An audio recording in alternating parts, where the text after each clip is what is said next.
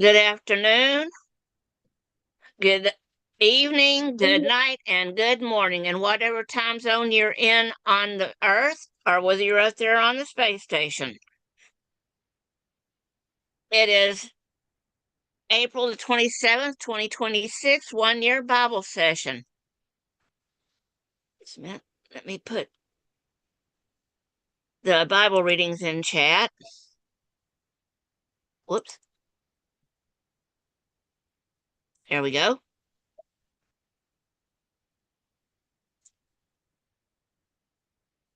And just a minute. No!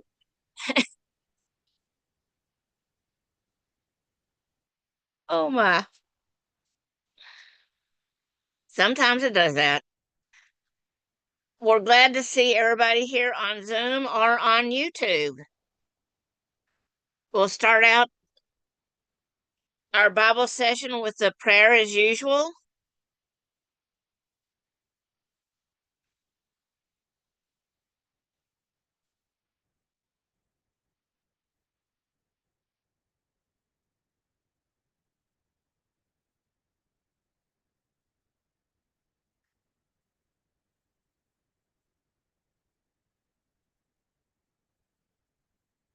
Well, I thought I had done this. Oh well. All right. As you can see, Chad Prather had reposted a prayer. Heavenly Father, you are the God of truth, light, and righteousness. Your word says that nothing hidden will remain concealed, and nothing covered will not be revealed. So we come before you boldly, asking you to shine your light into every dark place in our nation. Lord, expose what is hidden in secret. Reveal corruption where man has tried to bury it. Bring to light every work of darkness that operates behind closed doors. Your word says in Ephesians 5:11 to have no fellowship with the unfruitful works of darkness, but rather expose them. So we ask you, God, let truth rise up, let deception be uncovered, let every lie be stripped of its power. Father, tear down what is built on wickedness, disrupt what is rooted in evil, confuse the plans of those who plot injustice. As it is written in Psalm 33:10, you bring the counsel of nations to nothing and make the plans of the people of no effect. Do it again, Lord. Frustrate every scheme that stands against your righteousness. But God, begin with us. Search our hearts. Expose anything in us that does not honor you. Cleanse us, refine us, and make us people of truth. As David prayed in Psalm 139, verses 23 and 24, search me, O God, and know my heart. See if there be any wicked way in me, and lead me in the way everlasting.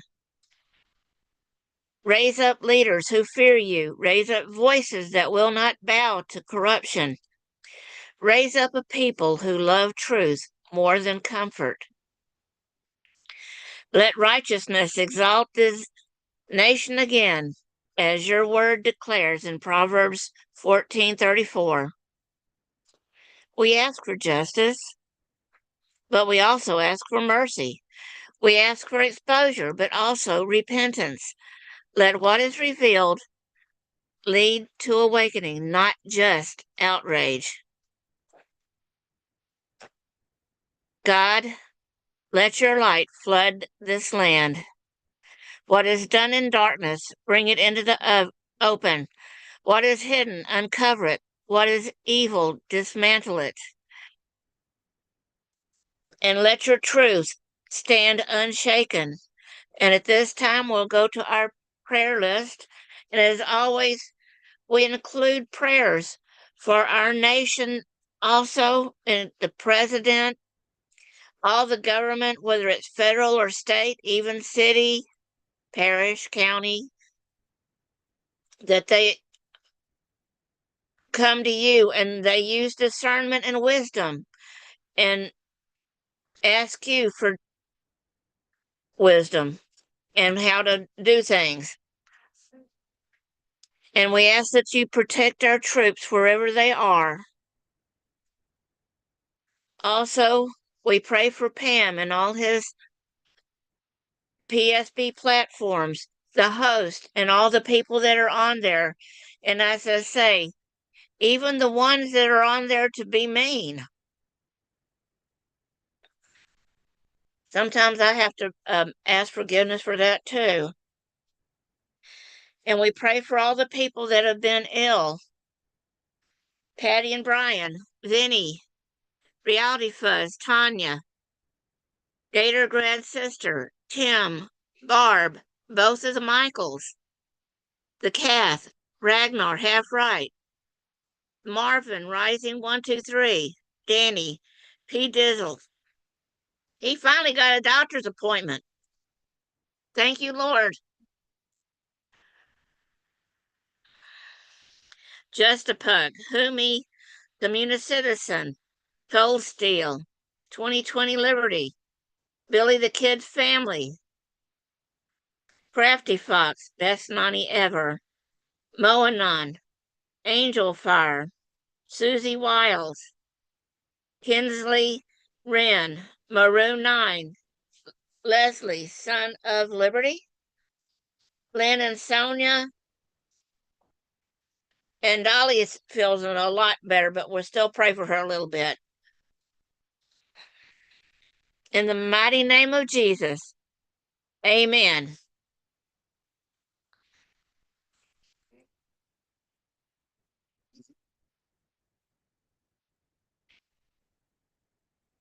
And we have the 23rd Psalm. That was one of the ones I first learned.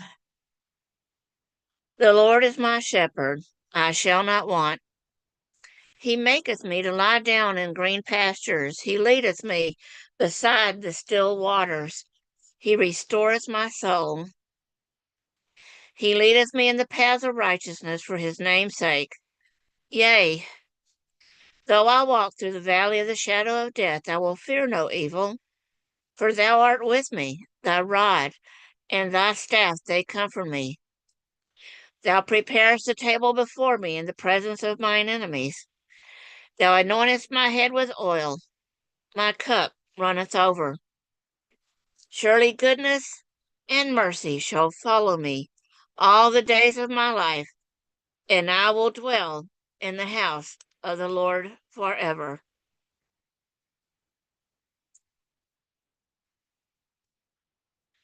Let's see who all came in. Oh, hi, Heidi. And our passages today, want to get the little green box to work right, is Judges 7, verse 1 through chapter 8, verse 17, Luke 23, verses 13 through 43, Psalm 97 and 98, and Proverbs 14, verses 7 and 8.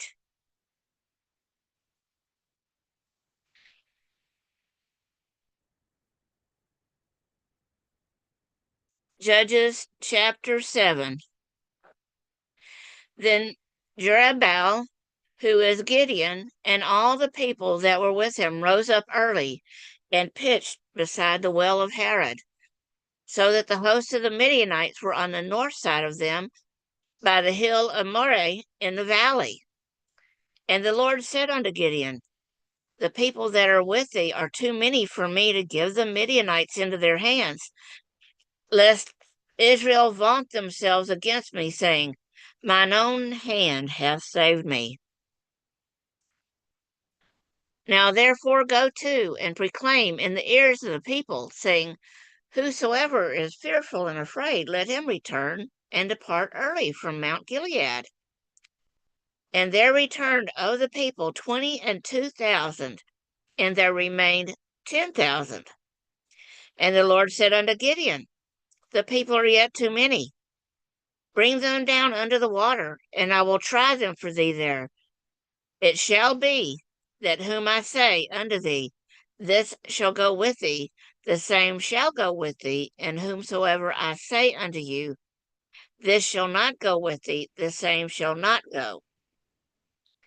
So he brought down the people under the water, and the Lord said unto Gideon, Every one that lappeth out of the water with his tongue, as a dog lappeth, him shalt thou set by himself. Likewise every one that boweth down upon his knees to drink. And the number of them that lapped, putting their hand to their mouth, were 300 men, but all the rest of the people bowed down upon their knees to drink water. And the Lord said unto Gideon, By the 300 men that lapped will I save you, and deliver the Midianites into thine hand, and let all the other people go, every man unto his place. So the people took victuals in their hand, and their trumpets, and he sent all the rest of Israel, every man unto his tent, and retained those 300 men, and the host of Midian was beneath him in the valley.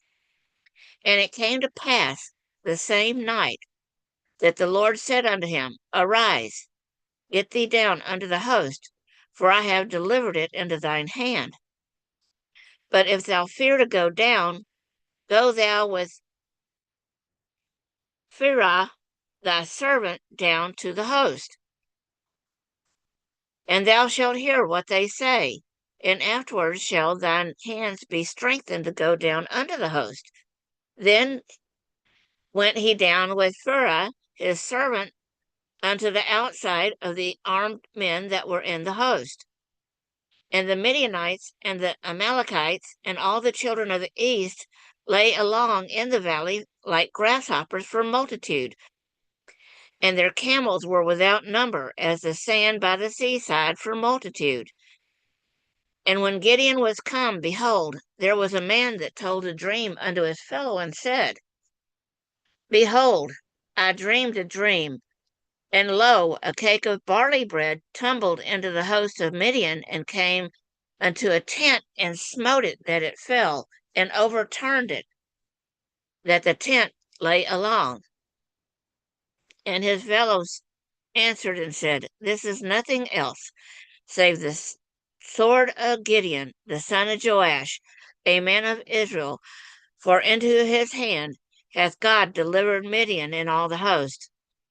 And so it was, when Gideon heard the telling of the dream and the interpretation thereof, that he worshipped, and returned into the host of Israel, and said, Arise, for the Lord hath delivered into your hand the host of Midian. And he divided the 300 men into 3 companies, and put a trumpet in every man's hand with empty pitchers, and lamps within the pitchers. And he said unto them, Look on me, and do look likewise. And behold, when I come to the outside of the camp, it shall be that as I do, so shall ye do. When I blow with the trumpet, I and all that are with me, then blow ye the trumpets also on every side of all the camp, and say, The sword of the Lord and of Gideon. So Gideon and the 100 men that were with him came unto the outside of the camp in the beginning of the middle watch. And they that had but newly set the watch, and they blew the trumpets, and brake the pitchers that were in their hands. And the 3 companies blew the trumpets, and brake the pitchers, and held the lamps in their left hands, and the trumpets in their right hands to blow withal. And they cried, The sword of the Lord and of Gideon. And they stood every man in his place round about the camp, and all the host ran and cried and fled. And the 300 blew the trumpets, and the Lord set every man's sword against his fellow, even throughout all the host. And the host fled. Excuse me, all. Sorry. And the host fled to Beth-shittah and Zeraroth, and to the border of Abel-meholah unto Tabbath. And the men of Israel gathered themselves together out of Naphtali and out of Asher and out of Manasseh, and pursued after the Midianites. And Gideon sent messengers throughout all Mount Ephraim, saying, Come down against the Midianites, and take before them the waters unto Bethbara and Jordan. Then all the men of Ephraim gathered themselves together, and took the waters unto Bethbara and Jordan. And they took 2 princes of the Midianites, Oreb and Zeb, and they slew Oreb upon the rock Oreb, and Zeb they threw at the they slew at the winepress of Zeb, and pursued Midian, and brought the heads of Oreb and Zeb to Gideon on the other side Jordan. And the men of Ephraim said unto him, Why hast thou served us thus, that thou calledst not when thou wentest to fight with the Midianites? And they did chide with him sharply. And he said unto them, What have I done now in comparison of you? Is not the gleaning of the grapes of Ephraim better than the vintage of Abiezr? God hath delivered into your hands the princes of Midian, Oreb and Zeb. What was I able to do in comparison with you? Then their anger was abated toward him when he had said that. And Gideon came to Jordan and passed over, he and the 300 men that were with him, faint but pursuing them. And he said unto the men of Succoth, Give, I pray you, loaves of bread unto the people that follow me, for they be faint, and I am pursuing after Zebah and Zalmunna, kings of Midian. And the princes of Succoth said, Are the hands of Zebah and Zalmunna in thine hand, that we should give bread unto thine army? And Gideon said, Therefore, when the Lord hath delivered Zebah and Zalmunna into mine hand, then I will tear your flesh with the thorns of the wilderness and with briars. And he went up thence to Peniel, and spake unto them likewise. And the men of Peniel answered him, as the men of Succoth had answered him. And he spake also unto the men of Peniel, saying, When I come again in peace, I will break down this tower. Now Zebah and Zalmunna were in Karkor, and their host with them about 15,000 men, all that were left of the host of the children of the east. For there fell 120,000 men that drew sword. And Gideon went up by the way of them that dwelt in tents on the east of Nobah and Jogbehah, and smote the host, for the host was secure. And when Zebah and Zalmunna fled, he pursued after them, and took the 2 kings of Midian, Zebah and Zalmunna, and discomfited all the host. And Gideon, the son of Joash, returned from battle before the sun was up, and caught a young man of the men of Succoth, and inquired of him. And he described unto him the princes of Succoth, and the elders thereof, even 70 men. And he came unto the men of Succoth, and said, Behold, Zebah and Zalmunna, with whom ye did upbraid me, saying, Are the hands of Zebah and Zalmunna now in thine hand, that we should give bread unto thy men that are weary? And he took the elders of the city, and thorns of the wilderness and briars, and with them he taught the men of Succoth. And he beat down the tower of Penuel, and slew the men of the city.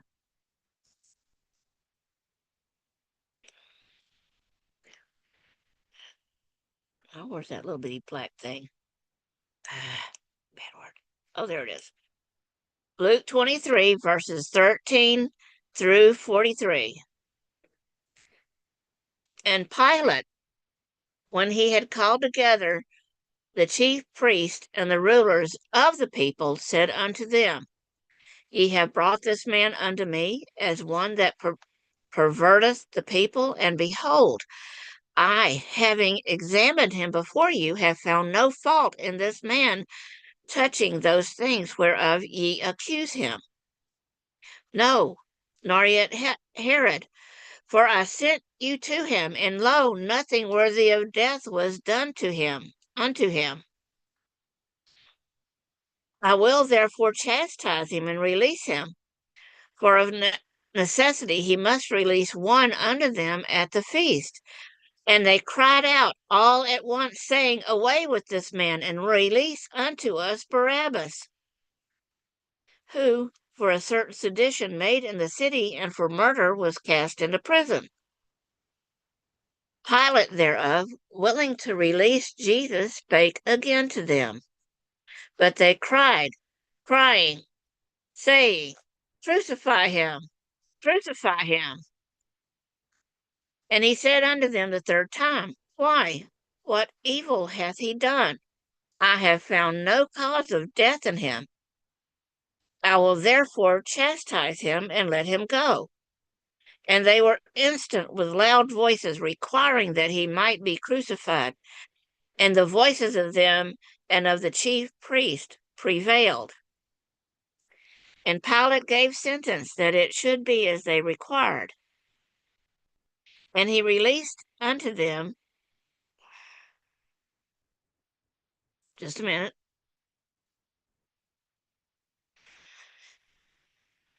and he released unto them him that for sedition and murder was cast into prison, whom they had desired, but he delivered Jesus to their will. And as they led him away, they laid hold upon one Simon, a Cyrenian, coming out of the country, and on him they laid the cross, that he might bear it after Jesus. And there followed him a great company of people, and of women, which also bewailed and lamented him. But Jesus, turning unto them, said, Daughters of Jerusalem, weep not for me, but weep for yourselves and for your children. For behold, the days are coming, in the which they shall say, Blessed are the barren, and the wombs that never bare, and the paps that never gave suck. Then shall they begin to say to the mountains, Fall on us, and to the hills, Cover us. For if they do these things in a green tree, what shall be done in the dry? And there were also two other malefactors led with him to be put to death. And when they were come to the place which is called Calvary, there they crucified him, and the malefactors, one on the right hand, and the other on the left. Then said Jesus, Father, forgive them, for they know not what they do. And they parted his raiment and cast lots. And the people stood beholding, and the rulers also with them derided him, saying, He saved others. Let him save himself, if he be Christ, the chosen of God. And the soldiers also mocked him, coming to him and offering him vinegar, and saying, If thou be the King of the Jews, save thyself. And a superscription also was written over him in Greek and Latin and Hebrew, This is the King of the Jews. And one of the malefactors which were hanged railed on him, saying, If thou be Christ, save thyself and us. But the other, answering, rebuked him, saying, Dost not thou fear God, seeing thou art in the same condemnation? And we did indeed justly, for we receive the due reward of our deeds. But this man hath done nothing amiss. And he said unto Jesus, Lord, remember me when thou comest into thy kingdom. And Jesus said unto him, Verily I say unto thee, today thou shalt be with me in paradise. Thank you, Teresa. You're welcome. There are some tongue twisters in there. Yes, there are, and I'm glad that ours aren't quite as bad as they are now. Yeah. Psalm 97:98. The Lord reigneth, let the earth rejoice, let the multitude of isles be glad thereof. Clouds and darkness are round about him, righteousness and judgment are the habitation of his throne. A fire goeth before him and burneth up his enemies round about. His It's oh, there. there it is. There it is. His lightnings enlightened the world. The earth saw and trembled. The hills melted with wax at the presence of the Lord, at the presence of the Lord of the whole earth. The heavens declare his righteousness, and all the people see his glory. Confounded be all they that serve graven images that boast themselves of idols, worship him, all ye gods. Zion heard and was glad, and the daughters of Judah rejoiced because of thy judgments, O Lord. For thou, Lord, art high above all the earth, thou art exalted far above all gods. Ye that love the Lord hate evil. He preserveth the souls of his saints. He delivereth them out of the hand of the wicked. Light is sown for the righteous, and gladness for the upright in heart. Rejoice in the Lord, yea, righteous, and give thanks at the remembrance of his holiness. O sing unto the Lord a new song, for he hath done marvelous things. His right hand and his holy arm hath gotten him the victory.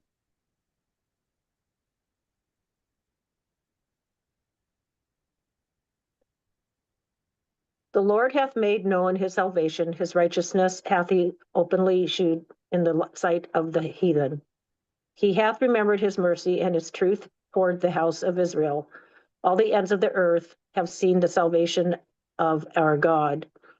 Make a joyful noise unto the Lord, all the earth. Make a loud noise and rejoice and sing praise.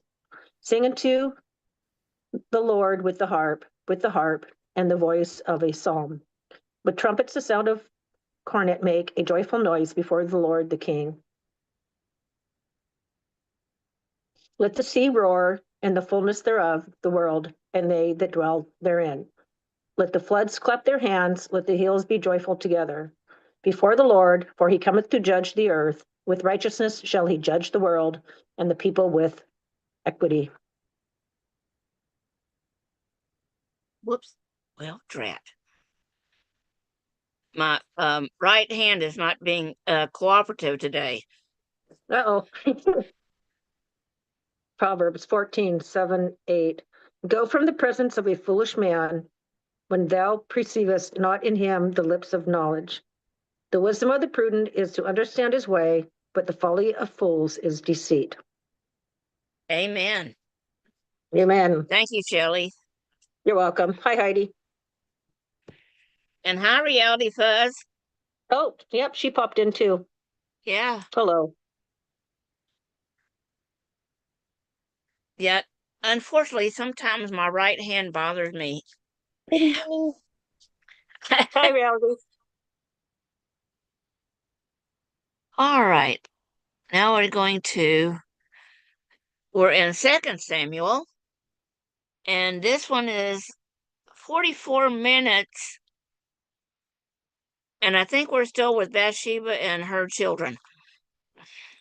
It may be worse than that. It's like I was saying that sometimes I think all this that David went through and everything was like Peyton Place, that TV series they had back in the 1960s.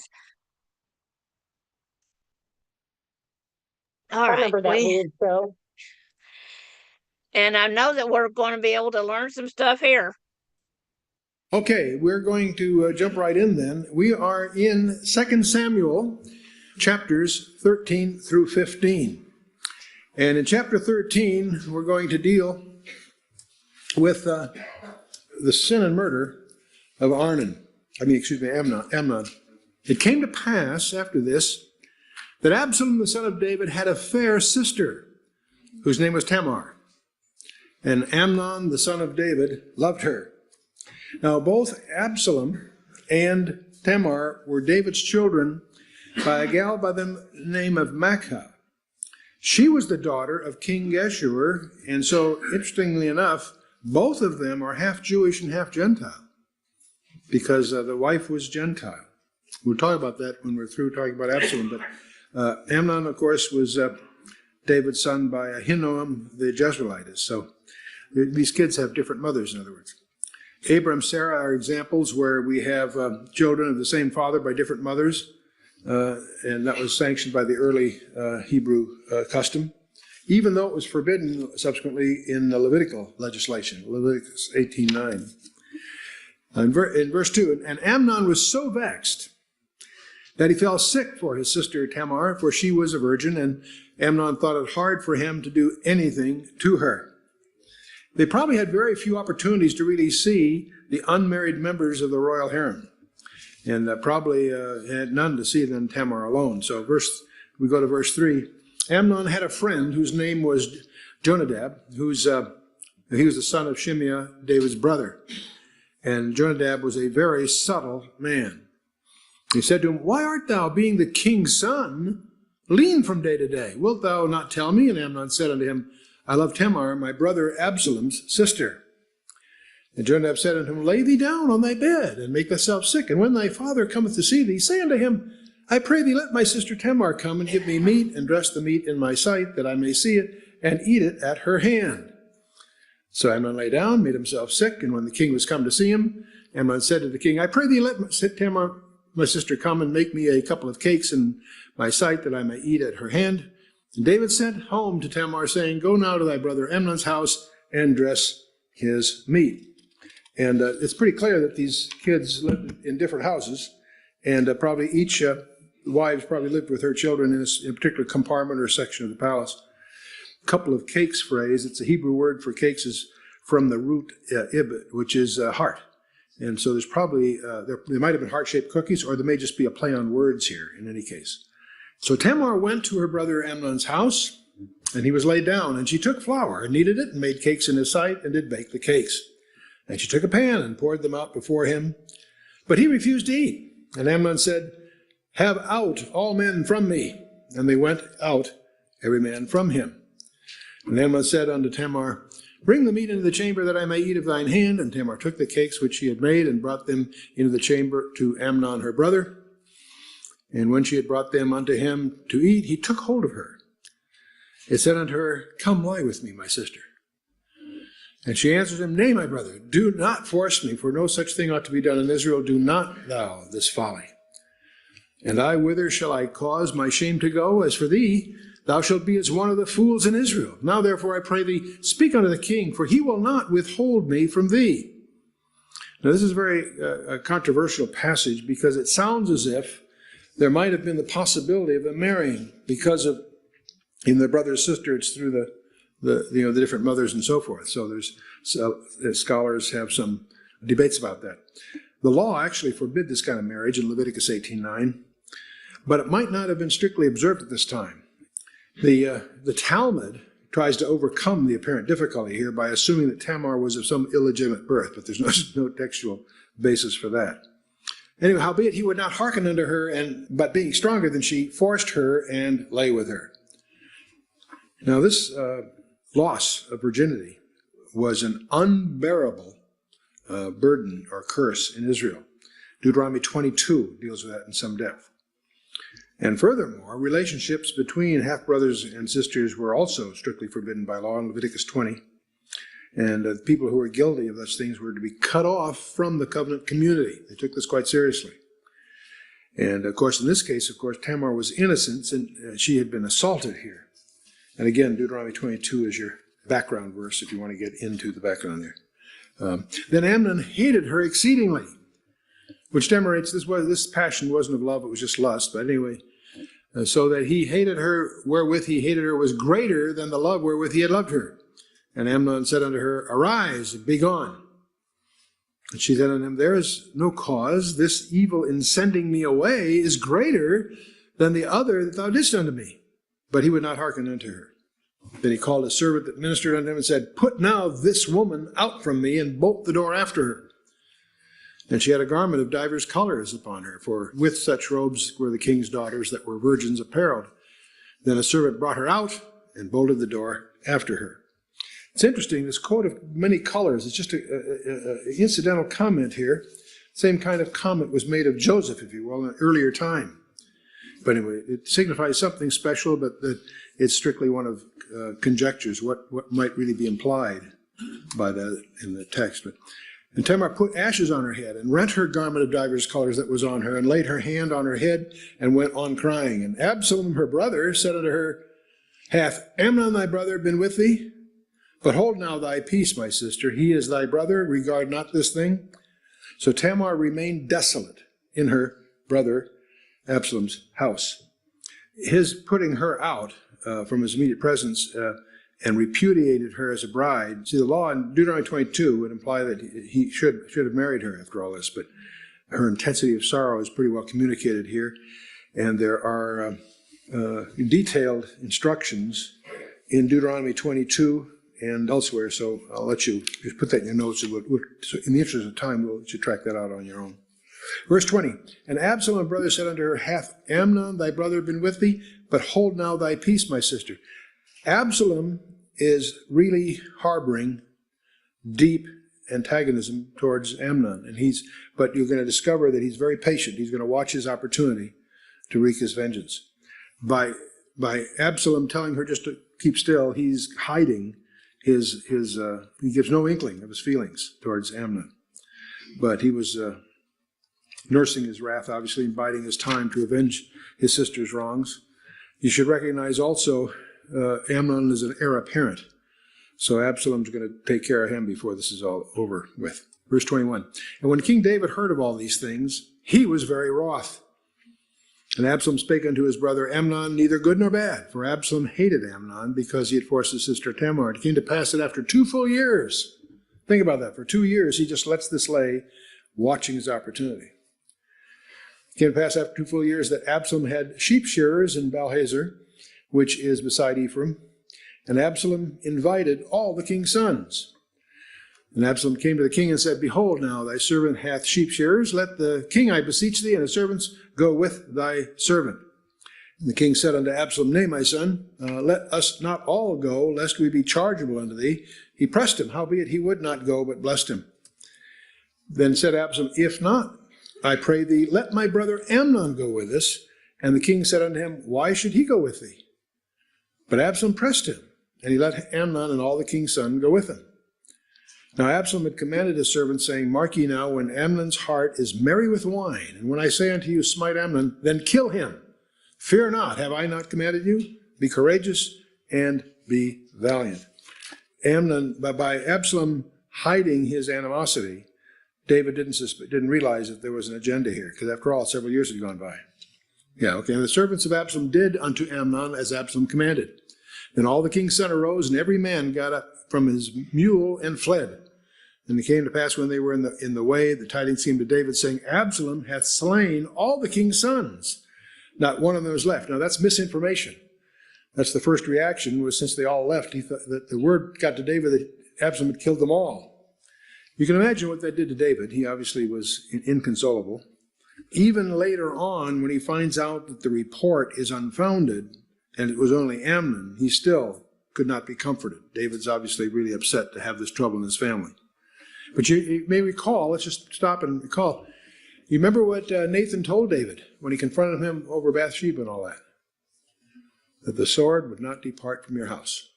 And so this just is part of the trauma that characterizes his family. Verse 31, Then the king arose, tore his garments, and lay on the earth, and all his servants stood by with their clothes rent. And Jonadab, the son of Shimeah, David's brother, answered him and said, Let not my lord suppose that they have slain all the young men and the king's sons, for Amnon only is dead. For by the appointment of Absalom, this hath been determined from the day that he forced his sister Tamar. And what he's saying, in effect, that this was, the die was cast back then. And by the way, this is the guy that advised him to do this. So, in effect. Now therefore let not my lord the king take the thing to his heart to think that all the king's sons are dead, for Amnon only is dead. But Absalom, of course, fled. And the young men that kept the watch lifted up his eyes and looked, and behold, there came much people by the way of the hill behind him. And Jonadab said to the king, behold, the king's sons come, and thy servant said, so it is. It came to pass, as soon as he had made an end of speaking, behold, the king's son came and lifted up their voice and wept. And the king also and all his servants wept very sore. But Absalom fled and went to Talmai, the son of Amminahud, the king of Geshur. He's got a family relationship there because his mother was the daughter of the king of Geshur. You got the picture? And so David mourned for his son every day. So Absalom fled. Now, part of the tension here, or confusion, is David's ambivalence towards Absalom. He doesn't punish him on the one hand. He doesn't forgive him on the other. It's an ambiguity that festers and creates further problems as we go here. So Absalom fled, went to Geshur, and was there 3 years. And the soul of King David longed to go forth unto Absalom, for he was comforted concerning Amnon, seeing he was dead. So he's with his maternal grandfather. Geshur is east of the Sea of Galilee. It approaches Damascus. That's going to be important for some analysis we're going to do a little later. The law, as regarding premeditated murder, which you see, he can't call this a crime of passion. 2 years it went by. He was plotting and scheming this, obviously. In Numbers 35, verse 21, the law is pretty clear. And it gave him no hope of immunity in his own country. So he fled to outside. See, the cities of refuge could afford him no sanctuary because he was, it's not manslaughter, it's premeditated. And so he left the kingdom and he took refuge in the court of his maternal grandfather, who would probably approve of his conduct for lots of reasons. Okay, and this area, Geshur, it's a region northeast of Bashan, and it borders on the Syria of Damascus. And I won't go through the rest of it. It'll be in the notes that you have if you want to get into that. It'll be significant later.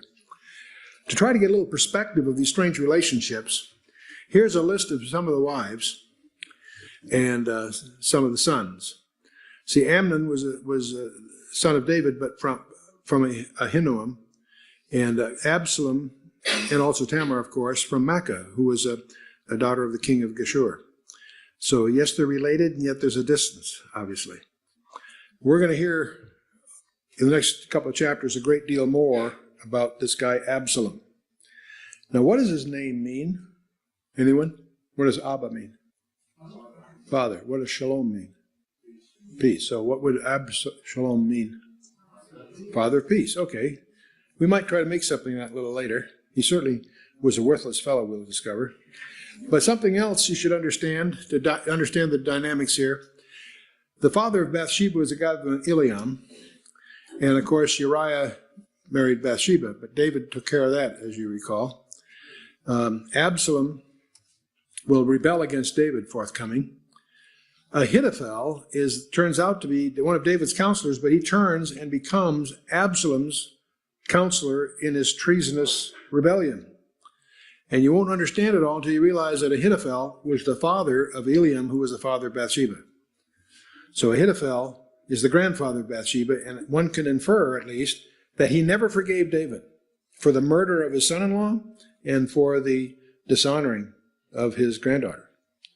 And so he's going to be the one that's behind the scenes in Absalom's rebellion. So we'll watch for that.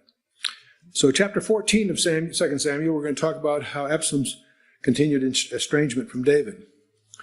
Now Joab, the son of Zeruiah, now remember Zeruiah was the daughter of an Ammonite that David ended up marrying, but she had previous sons. So Joab is one of those previous sons. So that's why you'll always see him just denoted as the son of Zeruiah, which is, yes, Zeruiah was the wife of David, but Joab wasn't the son of David. Okay, stepson, I guess you call it. Now, Joab obviously is close to the king. He knows his moods, and he realizes that his heart was toward Absalom. He'd like to forgive him, like to have him back. Absalom's in exile. See, it's a real dilemma, because if Absalom comes back, he should be punished, unless the king will openly forgive him, pardon him. But that creates political problems too. So the ambiguity is part of the cloud over this these episodes that follow. But Joab's got a plot here. Joab sent to Tekoa.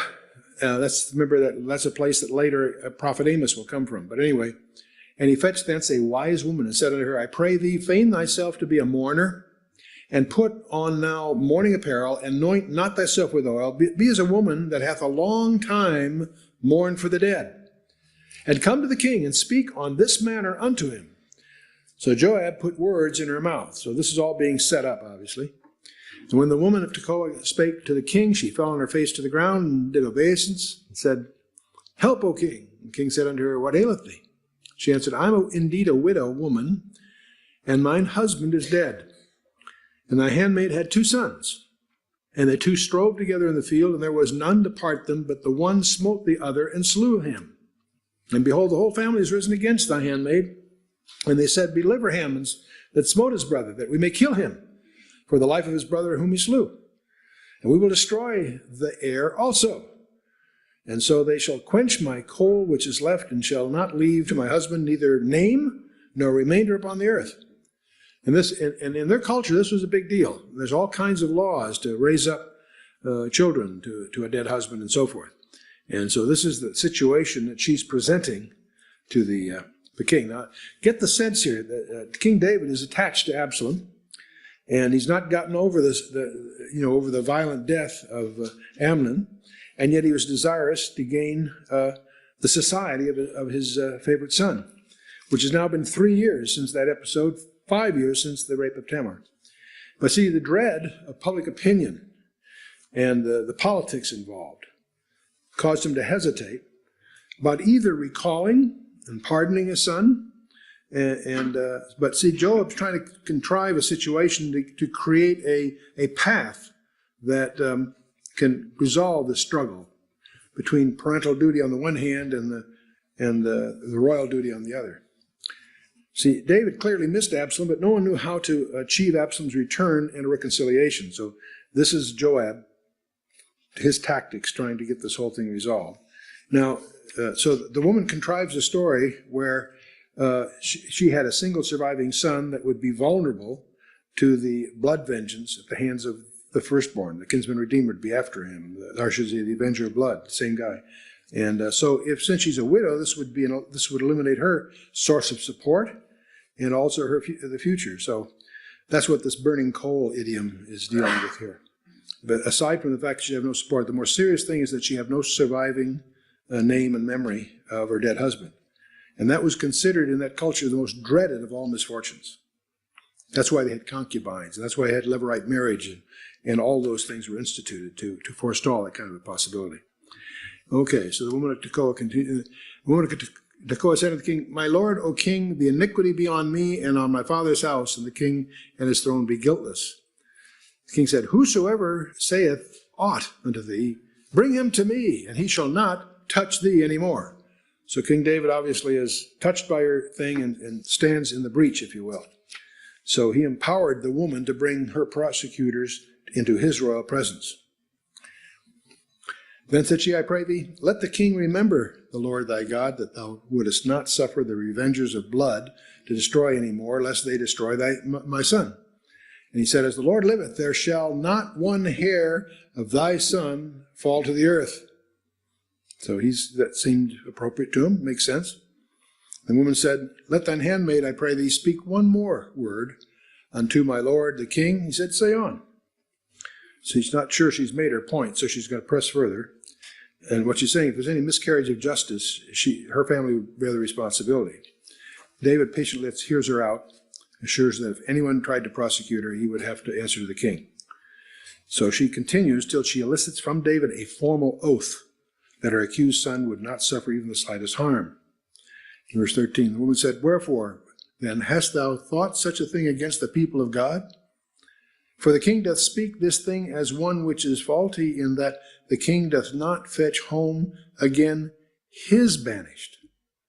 For we must needs die, and are as water spilled on the ground, which cannot be gathered up again. Neither doth God respect any person. Yet doth he devise means that his banished be not expelled from him.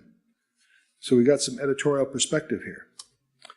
Now therefore that I am come to speak of this thing unto my lord the king, it is because the people have made me afraid. And the handmaid said, I will now speak unto the king, that it may be that the king will perform the request of his handmaid. For the king will hear and deliver his handmaid out of the hand of the man that would destroy me and my son together out of the inheritance of God. For thy handmaid said, the word of my lord the king shall now be comfortable, for as an angel of God, so is my lord the king to discern good and bad. Therefore, the Lord thy God will be with thee. And the king answered and said unto the woman, hide not from me, I pray thee, the thing that I shall ask thee. The woman said, let my lord now speak. The king said, is not the hand of Joab with thee in all this? So David sees through the situation, the logical position he's been maneuvered into, and he recognizes that this is the hand of Joab. Joab has contrived this to try to create a means by which, a face-saving way, you might put it, to have Absalom returned. Anyway, he says, not the hand of Joab with thee in all this. And the woman answered and said, as thy soul liveth, my lord the king, none can turn to the right or the left from aught that my lord the king hath spoken. For my servant Joab, he bade me, and he put all these words in the mouth of thine handmaid, to fetch about this form of speech that hath thy servant Job done this thing. And my lord is wise, according to the wisdom of the angel of God, to know all things that are in the earth. The king said unto Joab, behold now, I have done this thing. Go therefore, bring the young man Absalom again. So this whole situation was contrived to provide a path that the king would be in effect forced to do that which they knew was really on his heart anyway, to bring Absalom back into the realm. So Joab fell on the ground on his face and bowed himself and thanked the king. And Joab said, today thy servant knoweth that I have found grace in thy sight, my lord, O king, in that the king hath fulfilled the request of his servant. And Joab arose and went to Geshur and brought Absalom to Jerusalem. Sounds like a good idea so far, right? Well, we'll see. And the king said, let him turn to his own house, and let him not see my face. So Absalom returned to his own house, and saw not the king's face. But in all Israel there was none to be so much praised as Absalom for his beauty. From the sole of his foot, even to the crown of his head, there was no blemish in him. This is a handsome young man, a very popular young man, and he's going to end up creating a major, major problem for David. Now, one of the things you can discuss among yourselves when you get groups is, what should David have done? How could David have avoided the terrible things that are going to continue out of all of this? Because on the one hand, he doesn't punish Absalom for murder. He doesn't want another of his sons killed. That would be the penalty. On the other hand, he doesn't reconcile with him either. He's in Jerusalem, but exiled from the presence of the king. So it's a strange tension that is going to fester and get worse and worse and worse. And you can argue that David could have done almost anything differently, and it might have had a better result than what happened. Speaking of Absalom, when he polled his head, for it was at every year's end that he polled it, because his hair was heavy on him, therefore he polled it, and he weighed the hair of his head at 200 shekels after the king's weight. The 200 shekels would be about 5 pounds. That's a lot of hair. The remark may be in here because of what's going to set the stage for Absalom's undoing, and we'll come to that. Verse 27, unto Absalom there was born 3 sons and 1 daughter, whose name was Tamar. He named his daughter also Tamar, so don't get confused. There's a lot of Tamars in the Bible. And one of your homework assignments will be to list them and contrast them. But anyway, whose name was Tamar, and she was a woman of fair countenance. So Absalom dwelt 2 full years in Jerusalem and saw not the king's face. Therefore Absalom sent to Joab to have sent him to the king, but he would not come to him. And when he sent him again the second time, he would not come. So even Joab, of course, is spurning Absalom. Absalom said, see, Joab's field is near mine, and he hath barley there. Go and set it on fire. And Absalom's servants set the field on fire. Then Joab rose and came to Absalom unto his house and said unto him, Wherefore have thy servants set my field on fire? And Absalom answered Joab, said, Behold, I send unto thee, saying, Come hither, that I may send thee to the king. Say, Wherefore am I come from Geshur? And it had been good for me to have been there still. Now therefore let me see the king's face. If there be any iniquity in me, let him kill me. Absalom's obviously pretty frustrated. He would have been better off, is still in exile in Geshur, in his maternal grandfather's domain. It was Joab's contrivance that got him to Jerusalem, but he can't see the king. So even Absalom's saying, either let me go, or for heaven's sakes, if I'm guilty, then have him kill me. Let's get this thing resolved, in other words. So Joab came to the king and told him, and when he had called for Absalom, he came to the king, and he bowed himself and on his face to the ground before the king, and the king kissed Absalom. Sounds like things are getting better, right? Be careful, because Absalom's going to hold a rebellion and capture the kingdom.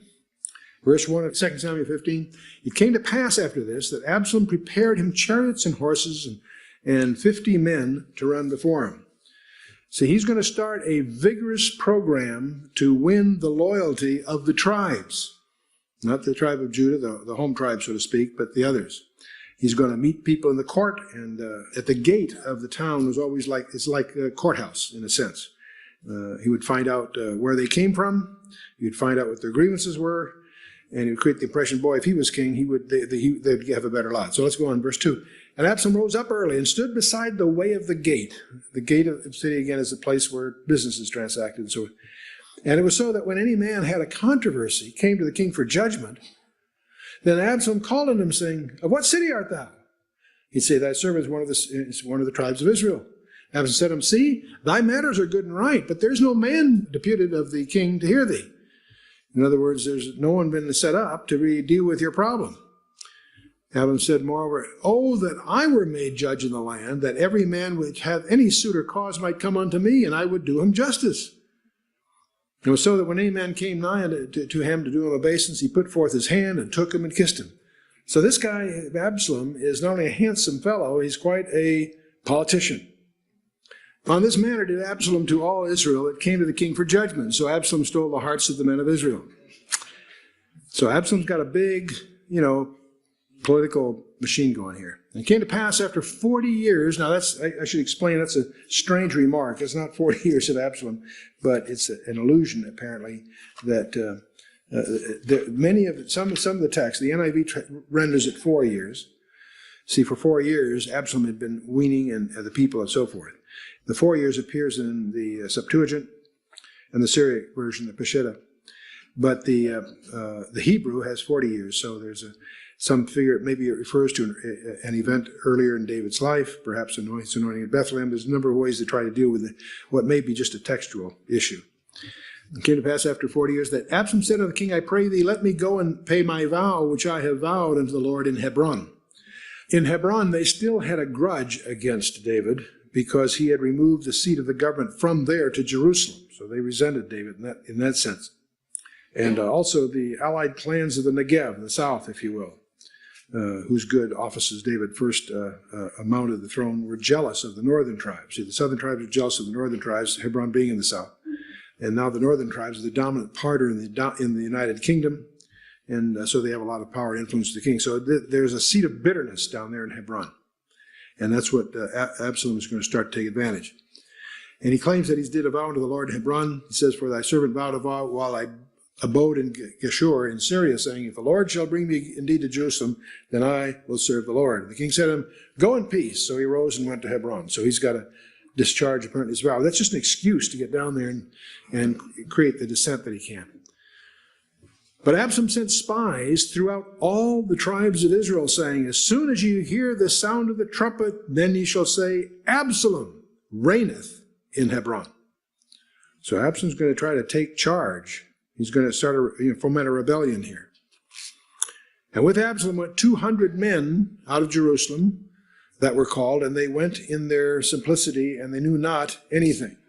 They're in over their heads, in effect, okay? The time is ripe for revolution. That's what's really brewing here. Now, when each Hebron is bitter on the one hand, but it's also symbolized the center of the Davidic dynasty, because that's where David had begun his reign and so forth. So it's an interesting place for him to, announce his usurpation of power. Absalom sent for Ahithophel, the Gileonite, David's counselor. Get this, he's David's counselor, but don't forget, he was Bathsheba's grandfather. So Absalom sent for Ahithophel, and from the city, even from Gihon, and he offered sacrifices, and the conspiracy was strong, for the people increased continually with Absalom. I want you to know these sacrifices and the vow, all of that, Absalom is coloring his political ambitions with as if it had some kind of religious purpose. I won't get into the details, but that's basically the flavor of what he's doing here. It's basically a rebellion, but he's trying to cloak it in religious terms. And anyway, in verse 13, there came a messenger to David saying, the hearts of the men of Israel are after Absalom. And David said to all his servants that were with him in Jerusalem, arise, let us flee, for we shall not else escape from Absalom. Make speed to depart, lest he overtake us suddenly and bring evil upon us and smite the city with the edge of the sword.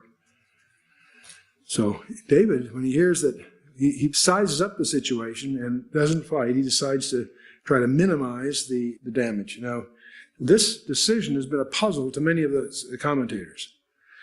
Some suppose that his courage had failed. Some say that he had valid grounds for suspecting the loyalty of the population, which is still prominently Jebusite. Remember, Jerusalem was conquered from the Jebusites. Others feel that he just wanted to spare the city the horrors of a siege. Still others figured that if the revolt prospered in the north while Absalom was marching on him from the south, he would be caught in a trap. Because Absalom's coming from the south, from Hebron. If the northern tribes are with hearts with Absalom, David is caught in a pincher. You could say he lost courage, or is it just good generalship to make the move he did?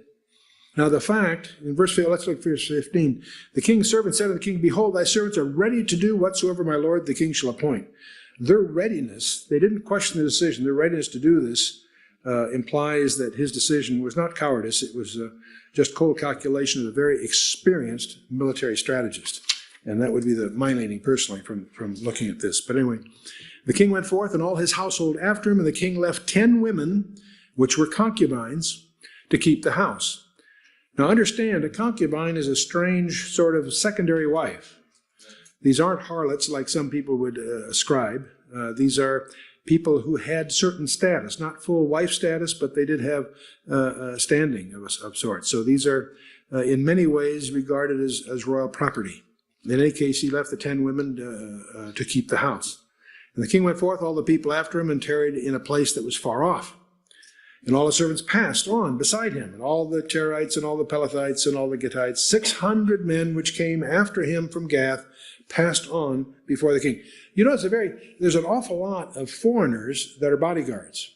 That was and still is very typical, because there's a tendency often for royalty to engage professional non-residents as their Praetorian or special guards, because they're not ethnically rooted there, they're usually immune from the politics or ethnic strife. It sounds strange, but it was a very common practice, pretty time-honored practice to do it that way.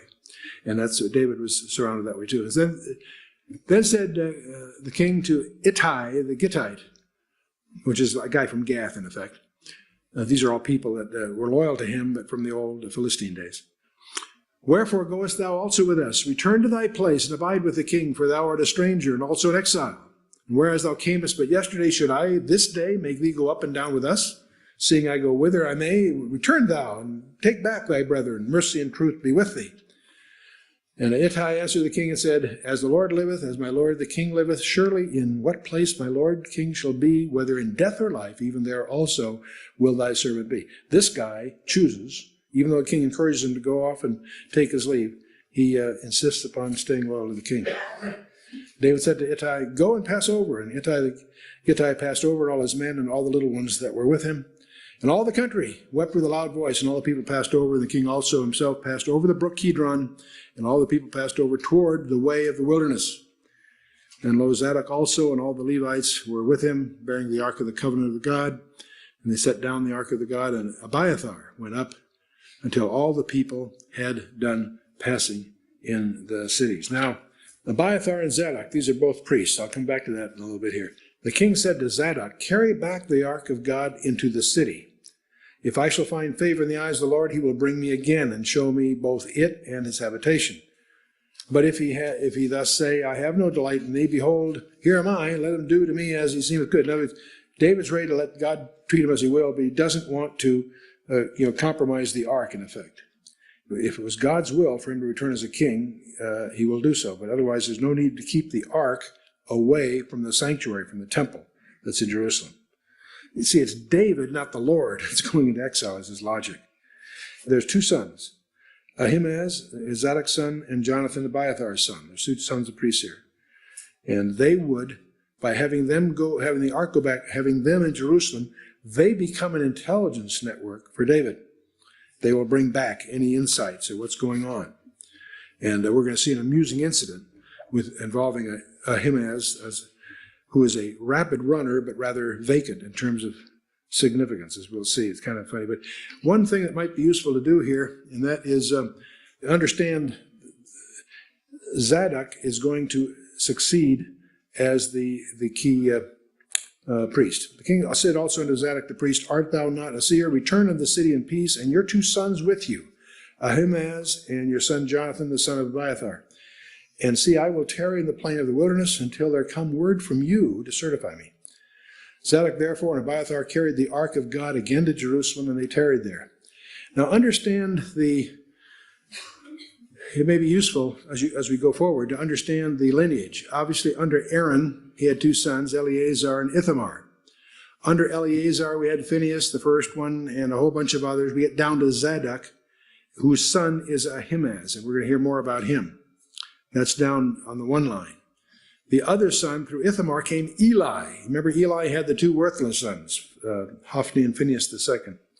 They were bad news. Phinehas had two sons, Ahitub and Ichabod, and under Ahitub he had a number. But down you ultimately get down here to Zadok and Abiathar. They're major players here. But what you're going to discover is that, you remember in 1 Samuel 2, that because of the worthlessness of Eli's sons, that the priesthood would be taken away from them, and they ultimately are. And we're going to see when we get to 1 Kings chapter 2 that Abiathar expires, the priesthood will move to Zadok and will stay that way until the captivity and beyond. But all this was prophesied back in 1 Samuel chapter 2, you may recall. And so as we watch here now, the players will see. David went up by the ascent of the Mount of Olives, and he wept as he went up and had his head covered, and he went barefoot, and all the people that was with him covered every man his head, and they went up weeping as they went up. And one told David, saying, Ahithophel is among the conspirators with Absalom. And David said, O Lord, I pray thee, turn the counsel of Ahithophel into foolishness. It came to pass that when David was come to the top of the mount where he worshipped God, behold, Hushai, the Archite, came to meet him with his coat rent and earth upon his head. Now, this guy Hushai is going to be a good guy. He's going to line himself up with Absalom, but he's going to give Absalom bad counsel. He's going to dissemble, if you will, with Absalom. But he's a good guy, so we'll see. Anyway, he came with his coat rent and earth upon his head, and unto whom David said, If thou passest on with me, then thou shalt be a burden unto me. But if thou return to the city and say unto Absalom, I'll be thy servant, O king, as I have been thy father's servant hitherto, so will I now also be thy servant. See, that's what he wants him to say to Absalom. As I've been thy father's servant hitherto, so I will now be thy servant.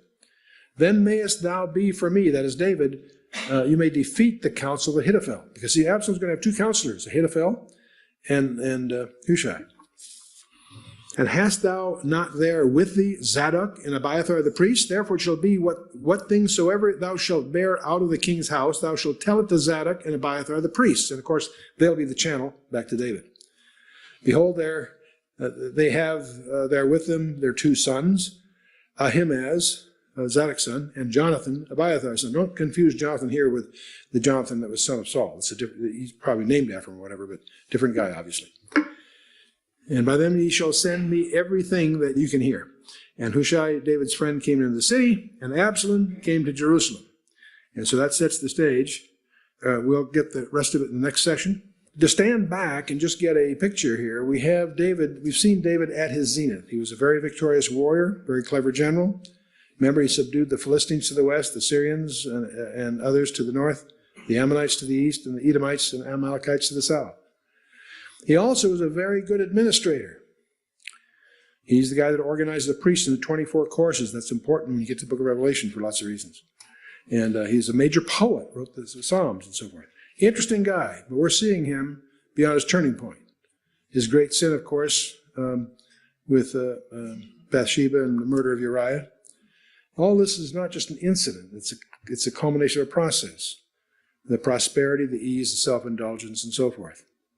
But what causes God to say of David, despite these failures, is here's a man after my own heart, because he deals with his sins in repentance. That's what God would have of each of us. And it's interesting when you go through Psalm 89, you hear the echoes of all of this. I've made a covenant with my chosen. I've sworn unto David my servant, thy seed will I establish forever and build up thy throne unto all generations. So we have David's rule is prophetic, if you will, of David's greater son, the son of David in the sense of the Messiah.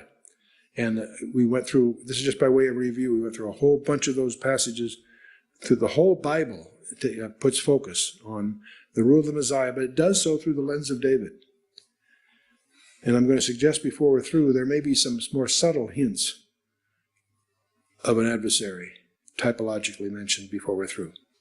And of course, all of this is also underscored by Gabriel when he talks to Mary and announces that her child will inherit the throne of his father David. And we went through all of that when we were reviewing the covenant with David and so forth. And the whole world is going to go to war. It's out Psalm 2, really. Yet have I set my king upon the holy hill of Zion, and I will declare the decree the Lord hath said unto me, thou art my son, this day have I begotten thee. Ask of me, and I shall give thee the heathen for thine inheritance, and the uttermost parts of the earth for thy possession. And thou shalt break them with a rod of iron, thou shalt dash them in pieces like a potter's vessel. So be wise, therefore, now, O ye kings, be instructed, ye judges of the earth. Serve the Lord with fear and rejoice with trembling. Kiss the Son, lest he be angry, and ye perish from the way when his wrath is kindled but a little. Blessed are all they that put their trust in him. Now, we have here in Psalm 2, as we also have all through the book of Isaiah and elsewhere, promises that the whole world will experience the opportunity for redemption through Jesus Christ. But what was not visible in the Old Testament, that Paul has the gift of revealing to us uniquely, as he declares in Ephesians chapter 3, is there's a mystery having to do with Gentiles that was hidden in the Old Testament. It's called the ecclesia, the church. And one of the things that you're going to want to do is study your scriptures to really understand the strange uniqueness, the unanticipated treasures that are available to those people who are called the body of Christ. Very distinctive. The fact that Gentiles can be saved isn't the point. That's all through the Old Testament. But there's aspects of that were hidden from the Old Testament that Paul reveals in Ephesians 3. I'll leave you with that as a homework assignment. We'll move on to get ready for the next session.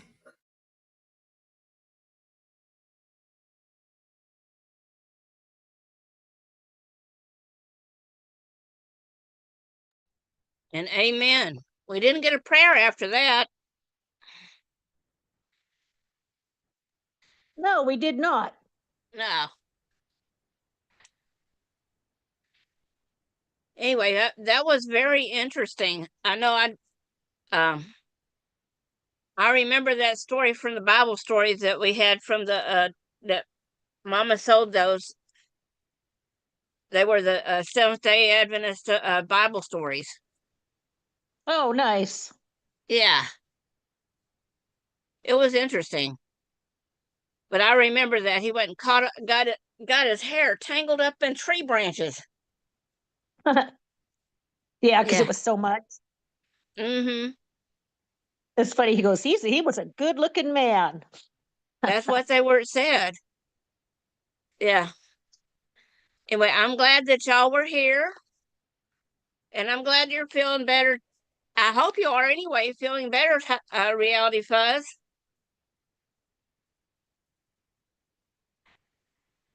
I said, I know we've got a severe thunderstorm watch, and I'm going, well, that's how come my hand was bothering me. My right hand doesn't want to work for me sometimes when I'm trying to do some stuff. Anyway, well, I'll let go ahead and let Let me get it here. And that and let YouTube go, because I know they've already got some more stuff to do. Well, fiddle.